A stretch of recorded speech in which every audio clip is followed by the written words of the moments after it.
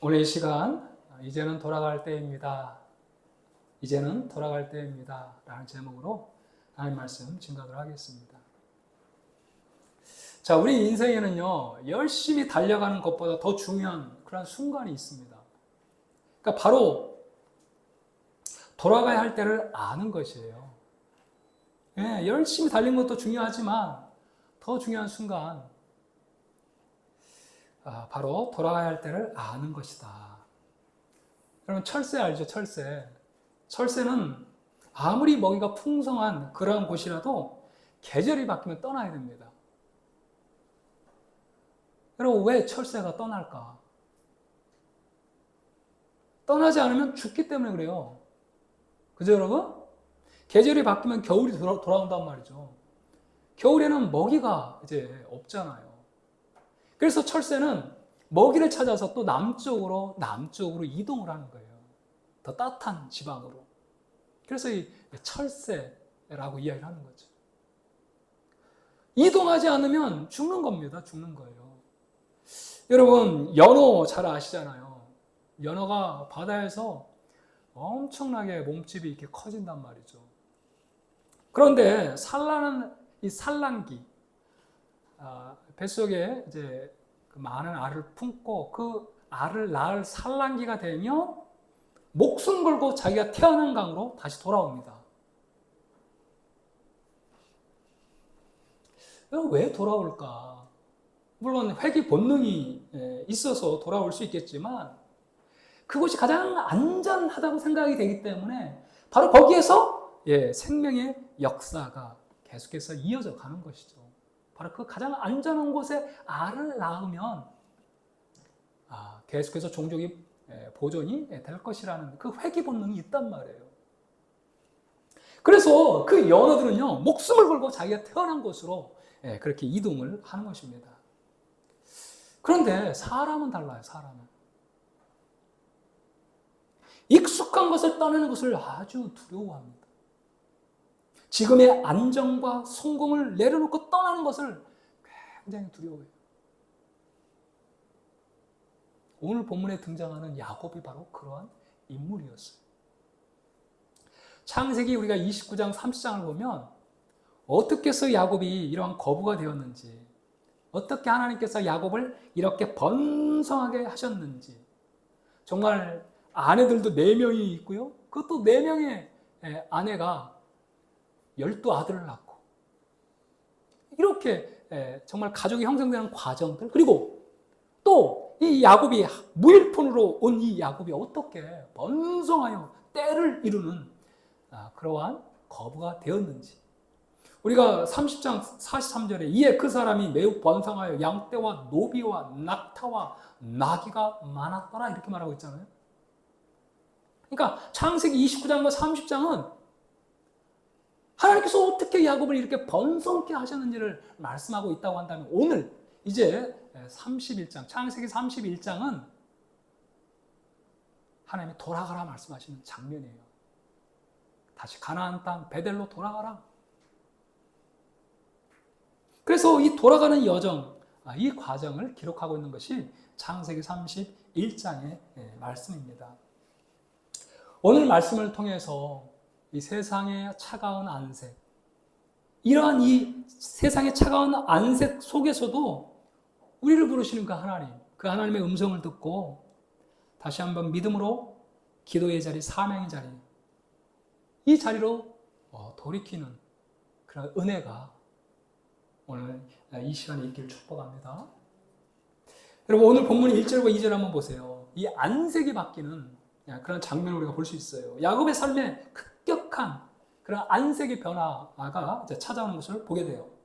자, 야곱이 20년 동안 외삼촌 라반의 집에서 수많은 오해와 불의를 견디면서 마침내 이제 거부가 됩니다. 아까 우리가 살펴봤던 것처럼 창세기 30장 43절에 보면 이렇게 거부가 된단 말이에요. 이렇게 거부가 될 때 반드시 찾아오는 게 뭐예요? 시기. 이 라반의 아들들이 이제 시기하면서 말합니다. 우리 1절 한번 같이 읽어볼까요? 뭐라고 말하는지. 야곱이 라반의 아들들이 하는 말을 들은즉 야곱이 우리 아버지의 소유를 다 빼앗고 우리 아버지의 소유로 말미암아 이 모든 재물을 모았다 하는지라.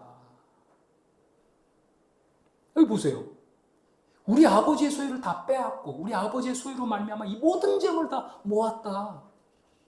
이렇게 모함을 하는 거예요. 저놈이 우리 재산 다 훔쳐갔다. 이렇게 모함을 지금 하고 있는 것이죠. 여러분, 야곱은 정말 20년 동안 14년은 레아와 라헬을 얻는데 14년을 사용했고 6년은 정말 밤잠을 자지 않고, 그죠? 예, 저녁 늦게까지 일하며 낮에는 그 수고와 더위를 견디면서 그렇게 성실하게 양을 쳤단 말이에요. 그래서 이 야곱 때문에 얼마나 라반의 양떼가 막 번성하고 그리고 두 떼, 세 떼, 네 떼를 막 이루면서 이렇게 엄청 번성하게 됐단 말이에요. 그럼 그 노고를 기억해 줘야 되는데 오히려 지금 모함하고 아버지의 지금 재산을 다 빼앗아 가서 이 야곱이 부유해졌다 이렇게 모함을 지금 하고 있다 이런 말이에요. 자, 그런 아들들의 말을 들을 때 라반은 어떻게 했어요? 2절을 보세요. 야곱이 라반의 안색을 본즉 자기에게 대하여 전과 같지 아니하더라. 이 장애로 인해 눈빛이 그냥 달라졌어요. 막 말 한마디에도 전에는 좀 부드럽게 이야기를 했는데 너무 말 한마디가 거칠어요. 그리고 얼굴색도 막 불그락 마치 잡아먹을 듯이 내가 뭐 도둑질을 한 것도 아닌데 이 장인의 안색이 바뀌기 시작한단 말이에요. 자, 그때에 이 야곱에게 하나님의 음성이 들려옵니다. 자, 3절 말씀 한번 같이 읽겠습니다. 시작. 여호와께서 야곱에게 이르시되 내 조상의 땅 내 족속에게로 돌아가라. 내가 너와 함께 있으리라 하신지라. 드디어 하나님의 음성이 들려왔어. 우리가 이것을 보면 야곱은 기도하는 사람이었다는 걸 우리가 알 수 있어요. 그죠? 여러분, 기도하지 않고 어떻게 하나님의 음성이 들려옵니까? 어떻게 정말 하나님과 소통 없이 하나님의 음성이 들려오겠냔 말이에요. 이 하나님의 음성이 들려온 거예요. 골자가 뭐예요? 하나님의 음성의 골자가 뭐예요? 돌아가라요, 돌아가라. 누구에게로 돌아가라? 그 베델로 돌아가라. 네 조상이 있는, 네 아버지가 있는 가나안 땅으로 돌아가라.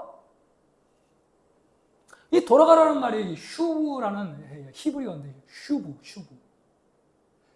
그냥 어떤 장소로 돌아가라, 아버지의 집으로 돌아가라 이러한 의미보다 하나님과의 맺은 그 언약의 자리,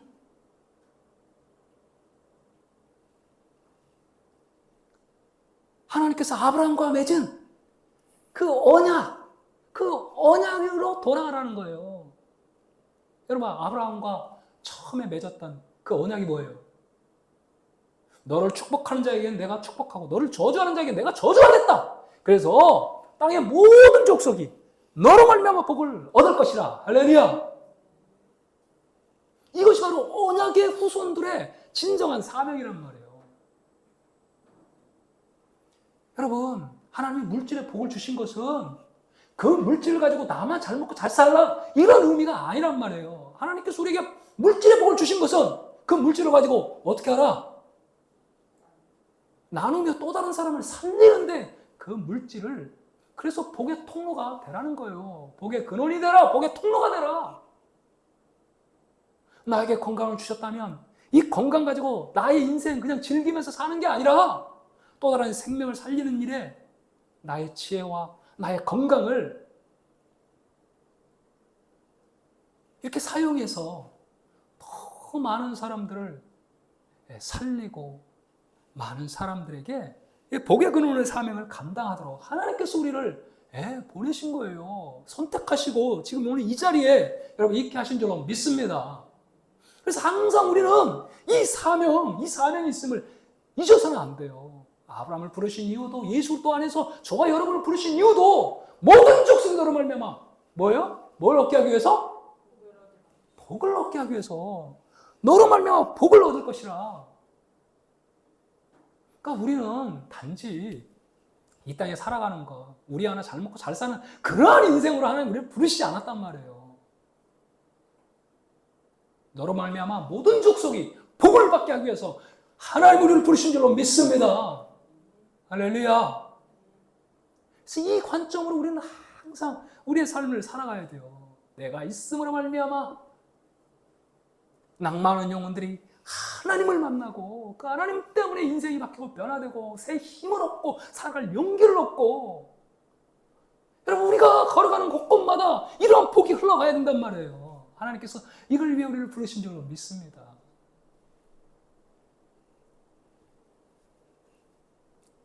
그래요. 성경에서 바로 이 돌아가라, 다시 그 사명의 자리로, 하나님을 만났던 그 첫사랑의 자리로, 그 기도의 자리로, 그 예배의 자리로, 그 사명의 자리로 돌아가라. 지금 하나님께서 3절에서 그렇게 말씀하고 있는 거예요.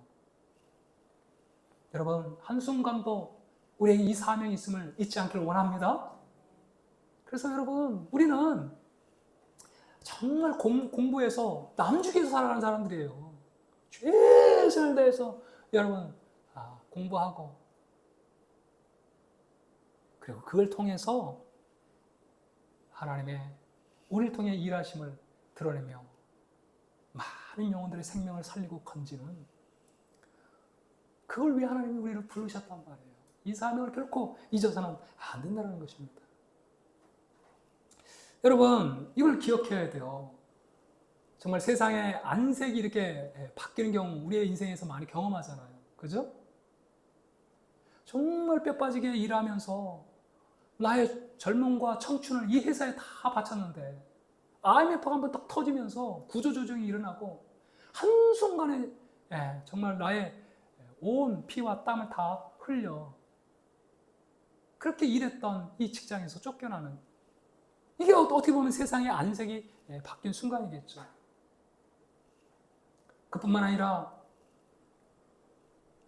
그 좋았던 부부관계가 금이 가고 가족 간의 유대는 하루아침에 다 깨지고, 그러니까 이러한 우리 인생 가운데 우리의 주변의 안색이 이렇게 변할 때가 있단 말이에요. 그때 우리가 낙심을 하면서 하나님 왜 내 삶에 이런 시련을 주십니까? 왜 나를 막냐고 우리가 하나님 앞에 화소연할 때가 있단 말이에요. 그러나 성경은 우리에게 다른 시각을 분명히 열어주고 있어요.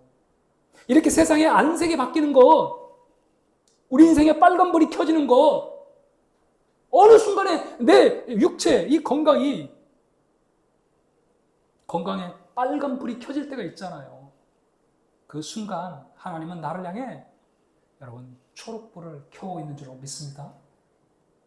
내 삶이 이 세상이라는 그 안락함에 젖어 있을 때 하나님은 그 평온함을 깨뜨리기 위해서 우리에게 이 환경을 때론 이러한 어떤 세상의 안색이 변할 것 같은 환경을 때론 그렇게 일으키기도 한다는 거예요. 그래서 여러분 이렇게 세상의 안색이 변할 때 우리는 기억해야 될 것이, 돌아가라! 슈! 다시 그 사명의 자리. 우리는 예수를 믿으면서도 늘 세상의 생각, 세상의 성공, 이 세상에서 어떤 쾌락, 이 세상에서의 어떤 인정, 세상 사람과 다를 바가 하나도 없이 그냥 그렇게 살아간단 말이에요. 하나님은 그렇게 우리를 부르지 않았단 말이에요. 세상의 그 안색이 변하면서 하나님께서 다시 돌아가라. 그 사명의 자리, 너를 복의 근원으로 삼고 내가 마침내 너를 통해 나의 복을 흘려보내겠다는 그 하나님의 사명, 그 사명을 다시 한번 우리에게 일깨우기 위해서 때로는 세상의 안색이 변하는 그런 환경을 조성할 때도 있다는 사실을 기억해야 한다는 거예요. 그래서 여러분 세상의 환경이 그 안색이 변할 때 두려워하지 마시고 어떻게 해야 돼요? 어떻게 해야 돼요? 돌아가요. 슈! 돌아가라! 생명의 자리, 사명의 자리, 다시 너를 내가 복의 근원으로 사용하겠다라는 하나님의 그 복된 사명의 자리로 우리가 돌아가야 하는 것이죠. 여러분 이제 이 야곱은 이 하나님의 말씀을 듣고 돌아가고자 결심합니다. 자, 그런데 중요한 것은 혼자 돌아갈 수 있어요? 20년 동안 함께 읽었던 가정이 있잖아요.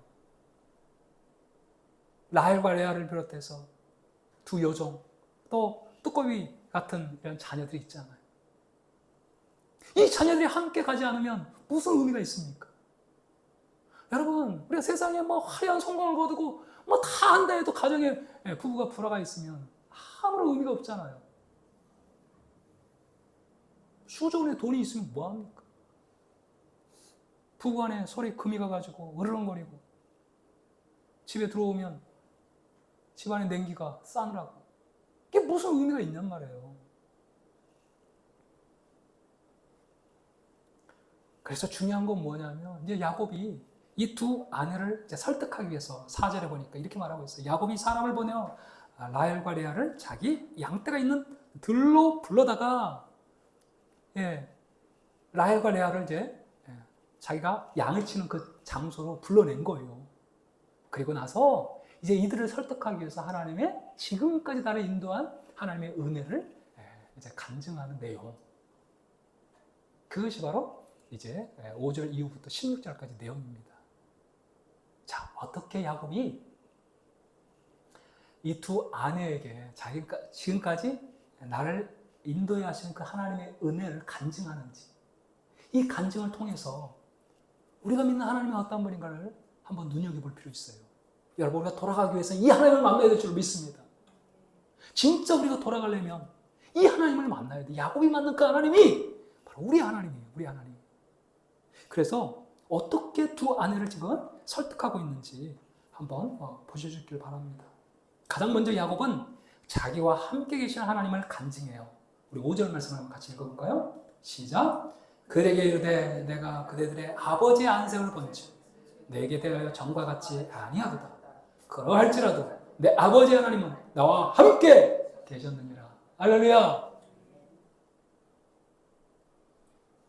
가장 먼저 야곱은 하나님이 나와 함께 계셨다. 하나님이 나와 함께 계셨다. 이걸 지금 간증하고 있어요. 여러분, 그렇습니다. 우리가 회개하고 예수님을 나의 주 나의 하나님으로 영접할 때 하나님은 우리와 함께 하시는 줄로 믿습니다. 야곱이 하나님 나와 함께 하셨다. 나와 함께 하고 계셨다. 라고 고백했던 것처럼 영원히 임마누엘로 하나님 우리와 함께 하시기 위해서 여러분, 우리 예수님께서 죽고 부활하시고 승천하셔서 여러분 성령님을 우리 가운데 부으신 줄로 믿습니다. 성령을 우리 가운데 부으셨어요. 여러분, 성령님은 그리스도의 영 아닙니까? 그리스도의 영이잖아요. 예수님이 나와 함께 오늘도 함께 하고 있다는 거예요. 그래서 여러분, 어떻게 보면 우리는 막 도와달라 이렇게 어떻게 보면 뭐 애걸하고 그럴 필요가 없어요. 이미 능력의 근원이신 하나님이 우리와 함께하고 있기 때문에 하나님, 오늘 또 지혜의 근원이신 하나님이 나와 함께하는 줄로 믿습니다. 그렇기 때문에 여러분, 우리가 지혜가 없어서 망할 수가 없어요. 지혜의 근원이신 하나님이 우리와 함께하고 있기 때문에 그 지혜를 오늘도 나에게 주셔서 이 현실을 바로 대처해갈 수 있게 주여, 그러면 그 지혜를 활용할 수 있게 주여 도와달라고 이미 지혜의 근원이신 하나님 우리와 함께하고 있단 말이에요. 그 능력도 마찬가지예요. 능력도. 그래서 이미 하나님은 우리에게 모든 걸 주셨다고, 하나님이 이미 우리 가운데 임하셨다고 하면 여러분, 모든 것을 하나님 우리에게 주신 거 아닙니까? 하나님 우리와 임마누엘 함께하고 있다는 이 사실을 한순간도 잊어서는 안 됩니다. 그래서 딱 일어날 때마다 하나님, 오늘도 나와 함께 하신 하나님, 지혜의 근원, 능력의 근원, 오늘도 치료의 근원이신 하나님이 나와 함께 하십니다. 딱! 여러분, 우리가 부여잡고 믿음으로 여러분 선포하고 그 하루를 나아가야 될 줄로 믿습니다. 그때 여러분, 하나님이 나도 생각할 수 없는 그 지혜로 환경을 풀어가는 은혜의 역사들이 일어나게 되는 거예요. 가장 먼저 지금 야곱은 자기와 함께 계시는 그 하나님을 간증하고 있어요. 여러분, 오늘도 정말 우리가 성령으로 거듭났다고 한다면 하나님 우리와 함께 하시는 줄 믿습니다. 믿을 수 있길 바랍니다, 여러분. 이게 실제. 그래서 눈 딱 떠서 첫 번째 뭘 고백해요? 하나님 지금도 나와 함께 하시는 줄 믿습니다. 할렐루야. 하나님 복의 근원이잖아요. 이미 나는 복을 받은 존재예요. 그래서 복 받기 위해서 여러분 신앙생활을 하는 거 아닙니다. 이미 거듭난 존재는 하나님의 복을 이미 받았어요. 모든 것을 가진 존재라고 할 수 있습니다. 하나님이 우리와 함께 하시면 여러분 모든 것을 우리가 가진 거 아닙니까? 자, 그뿐만 아니라 이제 야곱이 이야기를 하죠. 그대들도 알거니와 나와 내가 힘을 다하여 그대들의 아버지를 섬겼거늘. 6절에 보니까 7절에 그대들의 아버지가 나를 속여 품삯을 10번이나 변경하였느니라. 그러나 하나님이 그를 막으사 나를 해하지 못하게 하셨다. 하나님 지켜주셨다라는 거예요. 그죠? 해하지 못하겠다. 하나님이 나를 지켜주셨다. 그러니까 하나님께서 야곱을 딱 보호하고 있으니까 이 라반이 어떻게 할 수가 없는 거예요. 여러분 한번 보세요. 이 야곱이 양을 치는데 말이에요. 야곱의 양들은 막 불어나는데 라반의 양들은 시들시들한 양들만 계속해서 이렇게 모이고 있는 이런 모습을 보면 라반의 마음 가운데 이놈의 야곱 이러면서 이게 잘못 생각하면 해칠 수도 있는 거 아닙니까? 그러나 하나님께서 딱 이렇게 보호하시니까 건드리지 못하는 거예요. 하나님이 나를 지키시고 보호해 주셨다. 지금 이렇게 고백하고 있는 거죠. 그리고 더 이제 기가 막힌 건 마침내 하나님이 야곱을 축복해 주셨다는 것을 간증하고 있어요. 이렇게 엄청난 양들과 염소들이 번성할 수 있었던 것은 하나님이 함께 하셔서 가능했던 일이다라고 지금 야곱이 고백을 하고 있는 것입니다. 여러분 한번 기가 막힌 8절 한번 보세요. 그가 이르기를 여러분 여기서 그는 누구예요? 8절에서 이 그 라반입니다. 라반이 이르기를 자, 점 있는 것이 너의 삭이 되리라 하면 뭐가 나와요? 온 양떼가 낳은 것이 뭐가 돼요? 자, 처음에 라반이 이렇게 약속을 했어요. 야, 이제 점 있는 것 태어나면 그것만 네 거야? 그런데 또 태어나면 뭐가 태어나는 거예요? 그래서 이 라반이 아이고 이거 안 되겠다. 그러면 이제 얼룩무늬 있는 것이 다 내 양이 내 삭이 되리라 이렇게 또 변경을 한 거예요. 그죠? 자, 그런데 놀라운 사실은 하면 온 양떼가 낳은 것이 뭐가 돼요? 얼룩무늬가 되는 거예요. 또 바꿔. 그러면 이때는 이제 검은 거 나면 네 삭이 되리라 하면 또 나오면 뭐가 돼요? 공주인 거. 그래서 무려 10번이나 바꿨다는데 이 10이라는 숫자는요 완전수예요. 그러니까 10번뿐만 아니라 수십 번을 바꾼 거예요.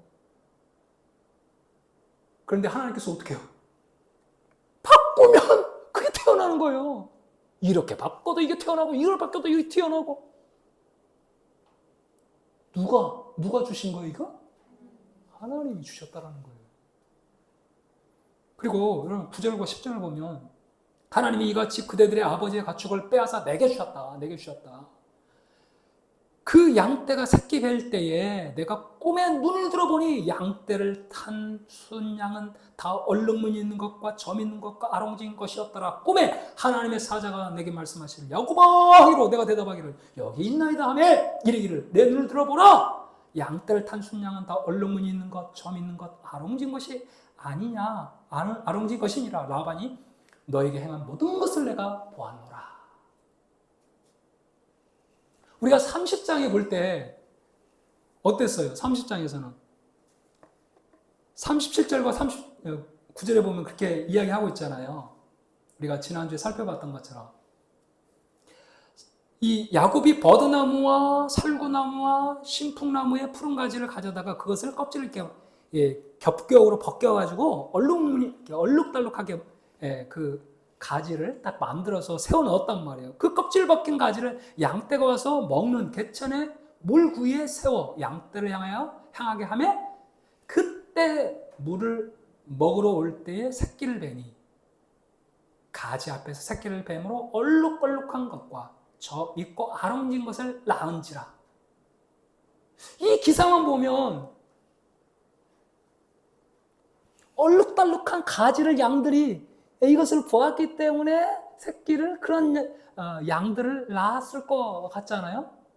그런데 오늘 31장에 우리가 읽은 것처럼 누가 이미 하나님께서 꿈에 보여주신 거예요. 야곱이 어떠한 묘책 때문이 아니라 하나님의 초자연적 역사로 그것이 가능했음을 지금 야곱이 고백하고 있는 거죠. 어떠한 야곱이 그러한 그 가축을 기르는 특수 기술이 있어가지고 여러분 불가능하잖아요. 이거 유전적으로도 불가능하잖아요. 어떻게 하얀 양과 하얀 양이 교배를 하는데 얼룩무늬 이런 양들이 그렇게 많이 나올 수가 있겠냔 말이에요. 어쩌다 한번 열성으로 태어날 수도 있겠지만 그거는 확률이 거의 그냥 제로에 가깝단 말이에요. 여러분 백인과 백인이 사랑을 하는데 어떻게 흑인이 나올 수 있겠냔 말이에요. 그러니까 유전적으로는 불가능한 거예요. 그런데 하나님이 이미 꿈에 보여주신 거죠. 하나님이 초자연적으로 개입하셔서 그렇게 얼룩무늬 점 있는 거 아롱지고 그런 양과 염소를 낳게 하셨다. 지금 이렇게 말씀하고 있는 거죠. 야곱은 결론적으로 우리 13절 말씀을 한번 결론적으로 읽어봅시다. 같이 읽겠습니다. 시작. 나는 베델의 하나님이라. 내가 거기서 기둥에 기름을 붓고 거기서 내게 소원하였으니 지금 일어나 이곳을 떠나서 내 출생지로 돌아가라 하셨느니라. 여기 돌아가라 또 나오잖아요. 나는 누구의 하나님이다? 나는 베델의 하나님이다. 이 모든 것은 결국 베델의 하나님께서 하신 일이다. 할렐루야. 베델에서 하나님께서 어떤 약속을 주셨냔 말이에요. 야곱이 아버지와 형을 속이고 이제 쫓겨가지고 밧단아람으로 갈 때 이 베델에서 돌베개 베고 잠을 이렇게 잤잖아요. 근데 그 꿈속에서 하나님의 사자가 오르락 내리락 하는 모습을 보면서 하나님의 음성이 이렇게 들렸어요. 우리 하나님 말씀 같이 한번 읽어봅시다. 시작. 내가 너와 함께 있어 내가 어디로 가든지 너를 지키며 너를 이끌어 이 땅으로 돌아오게 할지라. 내가 내게 명령한 것을 다 이루기까지 너를 떠나지 않으리라. 아멘. 그대로 지금 야곱이 내가 너와 함께 하고 있어. 임마누엘. 내가 어디로 가든지 너를 지키며 아까 지키고 보호하셨더랬죠? 너를 이끌어 이 땅으로 돌아오게 할지라. 내가 너에게 허락한 것을 다 이루기까지 너를 따라하지 아니하시라. 하나님이 완벽하게 이 말씀 그대로 신실하게 이 약속의 말씀을 지켜서 내가 오늘 이렇게 번성할 수 있었다는 것을 아내들에게 지금 고백하고 있단 말이에요. 그러니까 지금 야곱이 라반의 집에서 재산을 모은 것은 단순히 물질적 복이 아니라 너를 지키며 이 땅으로 다시 돌아오게 하겠던 하나님의 언약의 성취의 과정임을 지금 야곱이 고백하고 있는 것이에요. 할렐루야. 이 놀라운 이 간증, 하나님의 은혜의 역사를 들은 라헬과 레알이 드디어 14절과 16절에 이제 하나님이 당신에게 이르신 일을 다 준행하라. 우리가 따르겠다. 드디어 이 두 아내가 우리 아버지가 우리의 재산 다 빼앗아가고 그래서 이제 당신이 원하는 대로 앞서 행하세요. 우리가 함께 따라가겠습니다. 그리고 온 가족이 이제 다음에 살펴보겠지만 드디어 이 밧단 아람을 떠나 가나안으로 이제 나아가는 모습을 우리가 이제 보게 됩니다. 사랑하는 여러분, 지금도 우리 하나님은요 바로 이 베델의 하나님이에요. 할렐루야. 베델의 하나님, 내가 너와 함께하고 있어. 너를 지키며 영원히 너를 떠나지 않을 것이다. 베델의 하나님이란 말이에요. 베델의 하나님. 이것을 우리는 기억해야 한다는 거예요. 우리 하나님은요 그 첫사랑의 자리, 하나님과 함께 교제하던 그 기도의 자리, 하나님 한 분만을 기뻐하며 예배하던 그 예배의 자리, 주님께서 날 부르셨음을 알고 나에게 주신 사명, 생명을 살리는 사명, 천하 만민이 너로 말미암아 모든 족속이 복을 받게 하겠다라는 그 사명의 자리, 이 사명의 자리로 돌아오라 말씀하고 있다라는 거예요. 여러분, 하나님께서 우리를 위해 예수님을 십자가에 주신 이유도 바로 이 베델의 약속을 온전히 여러분 지키신 하나님의 약속의 절정인 줄로 믿습니다. 성경에서는요, 인간이 하나님을 떠난 존재라고 말해요. 죄는 하나님을 떠난 것이 죄입니다. 반대로 구원은 뭐예요? 구원은 하나님께 돌아오는 것인 줄로 믿습니다. 예수님의 그 십자가를 통해서 하나님은 우리가 온전한 화해를 이루셨다는 사실. 예수님의 속죄양으로 드려주심으로 그 죄가 사하여져서 이제는 죄가 하나님과 우리 사이에 가로막혀 있던 모든 담을 다 예수님의 십자가로 허무시고 하나님과 온전한 회복을 이루어 주신 줄로 믿습니다. 여러분, 왜 예수님께서 죽고 부활하셔서 하나님과 관계를 회복시키셨어요? 우리를 복되게 하기 위해서인 줄로 믿습니다. 우리를 복되게 하기 위해서 그런 거예요. 심판과 저주가 떠나가고 아브라함의 복을 받게 하기 위해서 그런 줄로 믿습니다. 영원히 우리가 버림받지 않도록 영원히 하나님 앞에 받아들여지는 그런 존재가 되게 하기 위해서 예수님이 죽고 부활하셨다는 이 사실이에요. 하나님의 인재를 영원히 맛보며 살아갈 수 있도록, 하나님의 보호를 받으며 살아갈 수 있도록, 그래서 풍성한 삶을 누리며 살아갈 수 있도록, 그래서 온 천하 만민에게 복의 통로가 될 수 있게 하기 위해서 예수님이 우리를 위해 죽고 부활하신 줄로 믿습니다. 할렐루야! 그러면 여러분, 우리는 육의 생각을 가지고 살아가면 안 됩니다. 육의 생각을 가지고 살아가면 안 돼요. 육의 생각은요, 하나님 없이도 잘 살 수 있다는 생각, 그것이 바로 육의 생각이에요. 육의 생각. 육의 생각은 하나님과 원수가 될 뿐만 아니라 결국 사망이에요. 사망. 영원한 지옥 심판입니다. 그래서 우리는 날마다 영의 생각을 가지고 살아가야 됩니다. 영의 생각을 가지고 살아가야 돼요. 요한복음 6장 33절에 6장 63절에 우리 같이 이 말씀 읽어봅시다. 시작. 살리는 것은 영이니 육은 무익하니라. 내가 이의 이름 말은 영이요 생명이라. 이 말씀을 한번 꼭 붙잡읍시다. 살리는 것은 영이니 육은 무익하니라. 내가 너에게 이른 말은 예수의 이 말씀은, 하나님의 이 말씀은 영이요 생명이다. 그래서 육의 생각을 가지고 살아가면 우리는 하나님과 원수될 뿐만 아니라 결국은 사망이에요. 사망. 그래서 우리는 항상 너희에게 이른 말, 그것이 바로 우리의 영을 살리는 생명의 말씀이거든요. 이 영의 말씀을 붙잡고 살아가야 한다는 사실. 영의 말씀. 여러분, 이게 영의 말씀 아닙니까? 뭐가 영의 말씀이에요? 내가 너를 복의 통로로 사용하겠다. 이 영의 말씀을 가지고 살아가야 될 줄 믿습니다. 그냥 너 하나 잘 먹고 잘 살고 이 땅에서 호의호식하면서 그런 존재로 하나님께서 우리를 부르시지 않았단 말이에요. 진짜 복의 통로로 멋진 인생, 그 풍성한 삶으로 우리를 인도하기 위해서 하나님께서 우리를 부르셨다는 사실이에요. 그래서 여러분, 우리는 항상 육의 생각 가지고 살아가면 안 됩니다. 세상의 소리 다 육의 생각이에요. 우리는 영의 말씀을 붙잡고 살아가야 돼요. 여러분, 여호수아 1장 89절에 이 율법책을 내 입에서 떠나지 말게 하며 주의할 것을 묵상하여 그 안에 기록된 대로 다 지켜 행하라. 그리하면 내 길이 평탄하게 될 것이며 내가 형통하리라. 내가 내게 명령한 것이 아니냐. 강하고 담대하라. 두려워하지 말며 놀라지 말라. 내가 어디로 가든지 내 하나님 여호와가 너와 함께 하느니라. 여호수아에게요, 이제 이 가나안 족속과 싸워야 될 이 여호수아, 군대 장관 여호수아에게 하나님이 주신 것은 어떤 특별한 무기 주신 게 아니에요. 엄청난 군사 주신 것이 아니에요. 가장 적을 잘 공격할 수 있는 어떤 전쟁 시나리오를 주신 게 아니에요. 하나님의 말씀을 주셨다는 사실. 그것을 주야로 묵상하라는 거예요. 하가라는 말이에요.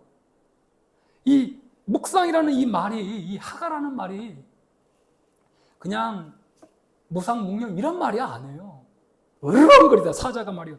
앞에 자기의 이 밥을 사자가 질식시키기 위해서 으르렁거리는 바로 그것이 묵상이에요. 그러니까 하나님의 이 말씀을 치열하게 내 심령 가운데 새기기 위해서 으르렁거리면서 이 말씀을 계속해서 읊조리면서 이게 무슨 뜻인가를 곱씹으면서 그래야 할 때 우리의 생각이 바뀌고 우리의 육에 쩌들어졌던 우리의 이 영이 우리의 생각이 하나님의 생각으로 여러분 바뀌어가는 줄로 믿습니다.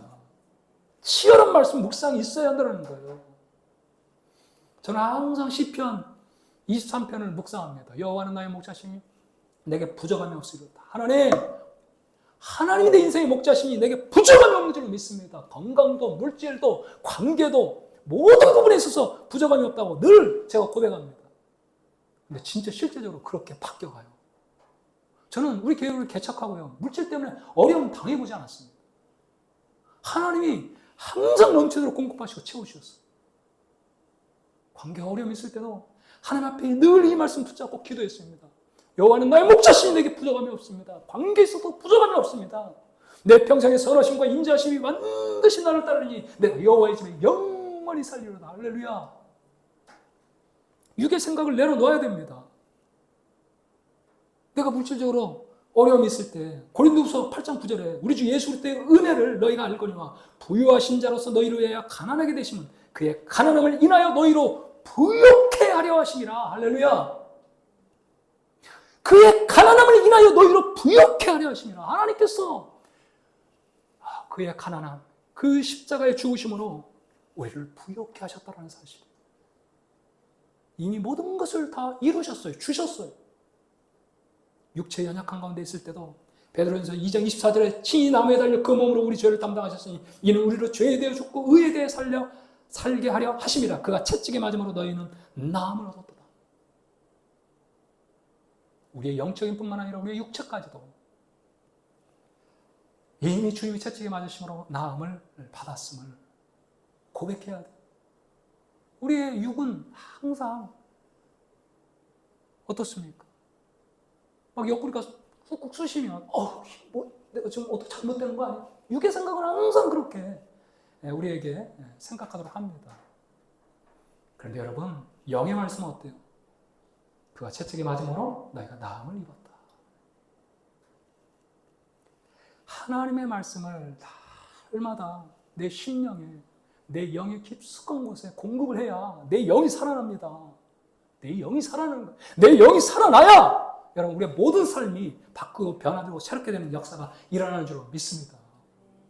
내 영을 살릴 수 있는 유일한 길은 하나님의 말씀이야. 하나님의 말씀. 그러므로 여러분, 우리는 하나님께 돌아가야 됩니다. 이제 돌아갈 때예요. 이제 돌아갈 때예요. 만약에 내가 세상의 성공만을 향해 달려왔다면 하나님께로 돌아가야 됩니다. 바쁜 삶 속에서 예배를 잃어버렸다면 예배로 여러분 돌아가십시오. 기도를 놓쳤다면 기도의 자리로 돌아가십시오. 처음 주셨던 그 부르심 잊었다면 이제 사명의 자리로 우리가 돌아가야 합니다. 하나님은 오늘 또 우리를 부르시는 줄로 믿습니다. 풍성한 인생을 살게 하기 위해서 하나님께서 우리를 부르셨다는 사실이에요. 그 풍성한 삶을 통해서 복의 통로가 되게 하기 위해서 하나님 우리 부르셨다는 이 사실을 여러분 기억할 수 있기를 바랍니다. 하나님은 마침내 야곱을 축복해 주셨어요.